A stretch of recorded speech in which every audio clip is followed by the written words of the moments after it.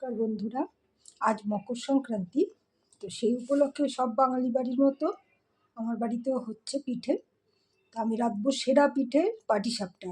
এটা হচ্ছে সিদ্ধ চালের গুঁড়ো, এই সুজি, পুরের জন্য নারকেল আর পাটালি গুড়, আর চালটাকে লিকুইড করার জন্য আমি নিয়েছি দুধ, আমুল গোল্ড।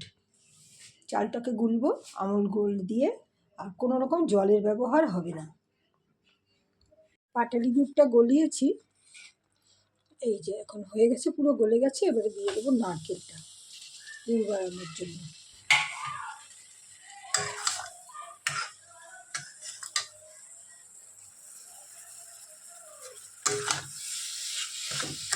একদম আঁচ কম থাকবে, ধিমে আছে। ধীরে ধীরে এটাকে পাক দিয়ে দেবো।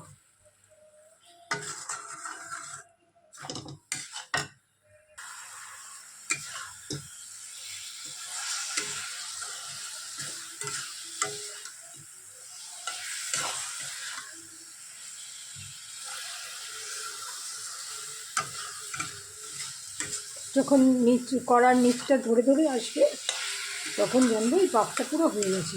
এখনও একটু কীরকম বুদবুদ উঠছে, মানে এখনও জল জল রয়ে গিয়েছে।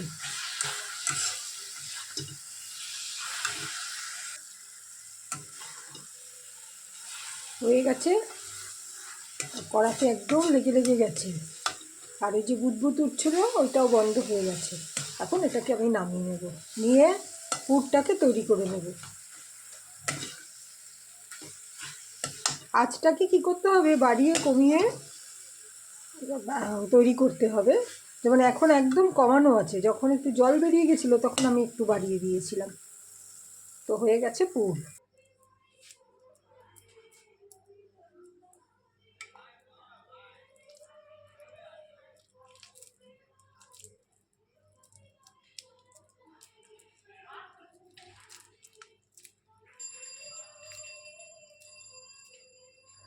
ওইভাবে আমরা পুরটাকে বানিয়ে নেব।